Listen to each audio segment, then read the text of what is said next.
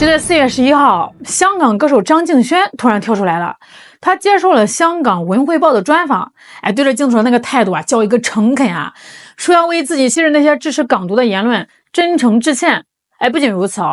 人家现在还摇身一变，戴上了一顶金光闪闪大帽子，担任了香港保安局正向引导项目的导师。哎呦喂，看到这条新闻的时候，我赶紧揉了揉眼睛掐了自己大腿一把，确定我没穿越。一个当年跟乱港分子眉来眼去，给暴徒唱赞歌的人，现在跑去给那些涉案的年轻人当人生导师，这简直就像是当年在村里面带头那个混混跑到城里面躲了几年现在眼看这个村里面搞新农村建设发大财了，他就跑回来要给村民们上消防安全教育课。你说说这叫什么事儿啊？来，今天呢，咱们就好好盘一盘这位张大歌手的前世今生咱们先来看看这个让他当上导师的正向引导项目是个啥背景。大家都知道，距离2019年那场风波已经过去了整整7年了。当年那些被抓了但是没被起诉的年轻人大概有7000多号人。那香港保安局局长邓炳强是个干实事的人，想着给这些迷途知返的年轻人一个重新做人的机会，就搞这个项目。这本来吧是一件功德无量的好事，对不对国家宽宏大量拉一把这些当年被人当枪使的糊涂蛋。结果呢咱们这位张大歌手跳出来了呀，他在采访里说自己是深受感动，主动委托公司去跟保安局说自己想参与，而且还真就当上了分享嘉宾。他还大言不惭地说上半年要亲自带队带着这些年轻人回到内地交流访问让他们亲眼见证国家的繁荣昌盛。哎呦喂，听听这个词儿用的多主旋律多正能量简直是感动中国10大人物的候选人可是大家拍着胸脯想一想这导师是个什么概念师者，所以传道授业解惑也，那得是德高望重三观极正的人才配当的。张敬轩说他用自己的亲身经历去引导年轻人认清错误。我就纳闷了，你这亲身经历是啥呀？是教他们怎么在两边横跳，还是教他们怎么在关键时刻见风使舵一个曾经公开煽动对立、支持分裂活动的人，转身要当青年领袖，这难道不是对导师这2个字最大的侮辱吗？有人可能会说哎呀，小懒，你别这么苛刻嘛，人家不是道歉了吗？说了是受当时社会气氛的影响，年少无知，年轻气盛，谁还没犯过错嘛，对不对？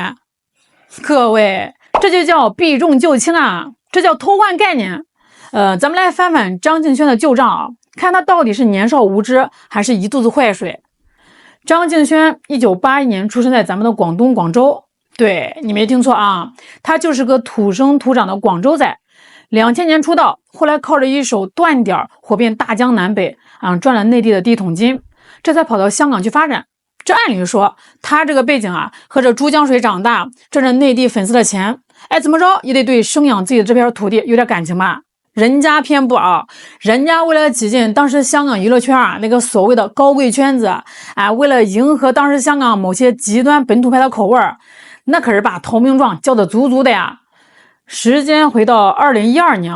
香港搞那个什么反国民教育的闹剧，咱们这位广州长大的张大歌手干啥？他在脸书上公开表态，决定去支持一下正在绝食的朋友们，还恬不知耻的说很想过去和黄之锋握个手。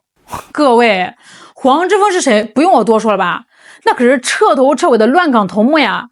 张敬轩不仅想跟他握手，还大言不惭的说自己的家庭背景根正苗红，去了香港以后才知道民主自由的可贵。听听这叫人话吗？合着你在广州长这么大，国家亏待你了，你一过罗湖口岸，连空气都觉得香甜了，是不是？这种端起碗吃饭放小碗骂娘的嘴脸当时就让无数内地歌迷寒了心到了2014年，好家伙，这个哥们儿那更是彻底放飞自我了。3月份，台湾那边搞所谓的太阳花，一帮小毛孩把立法院都给占了。那张敬轩呢，赶紧在脸书上发了张牵手的图，配文：对岸的同学加油。好，这还不算完，紧接着2014年底，香港爆发了违法的占中事件，这可是大是大非的问题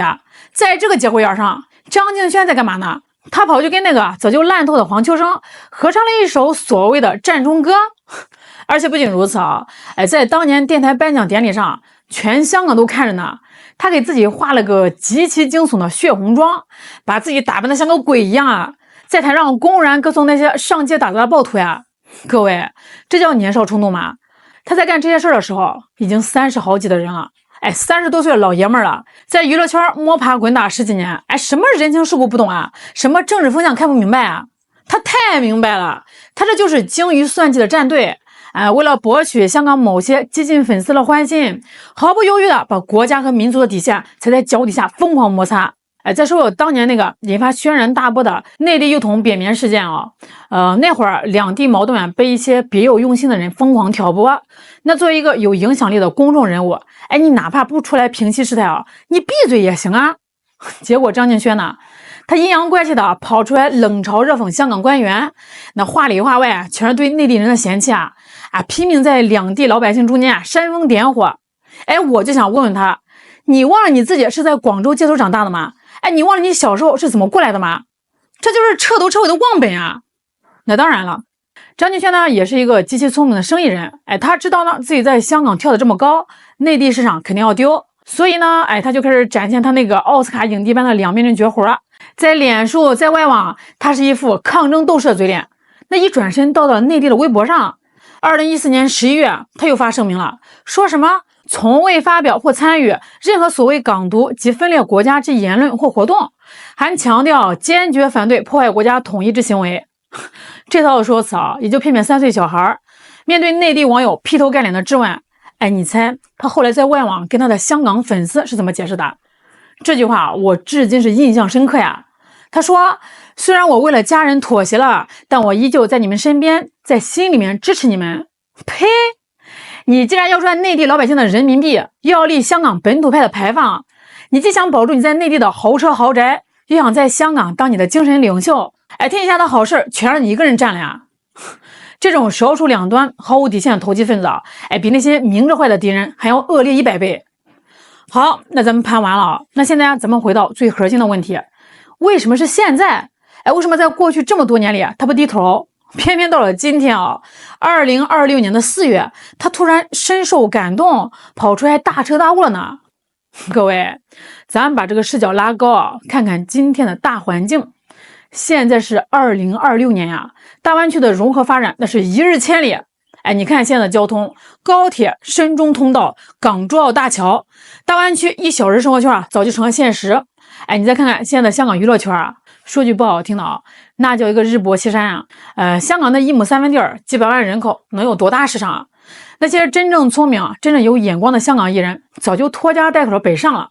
拍电影、上综艺、搞巡演，甚至在抖音快手开个直播带货。那一晚上的坑位费和提成可能比他们以前在香港开10场演唱会赚的还要多。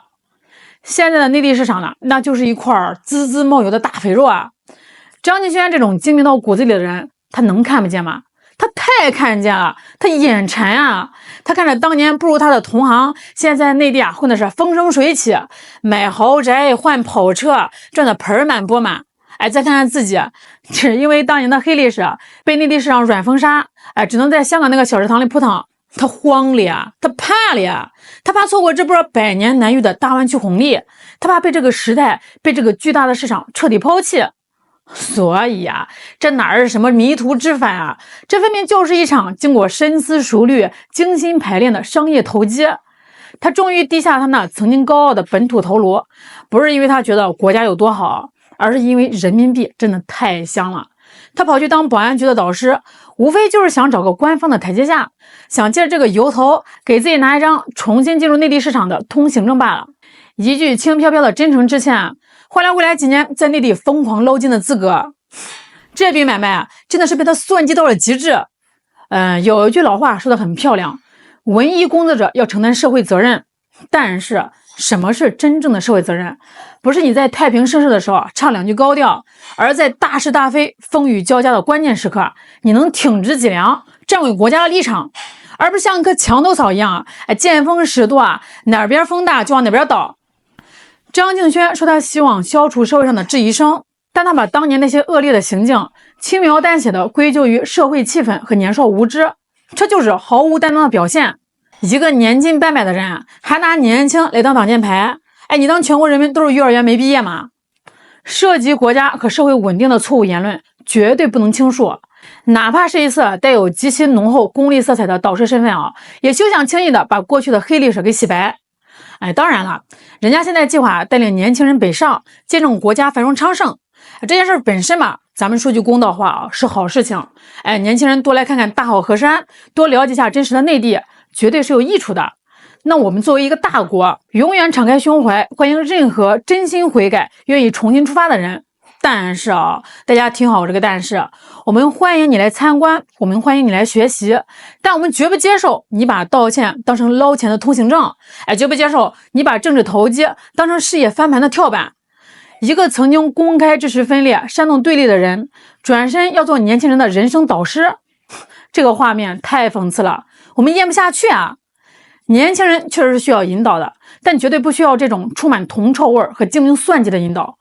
张敬轩如果真的想消除质疑，真的想洗心革面，需要的绝对不是这一篇冠冕堂皇的报纸专访，也不是挂名一个什么导师头衔，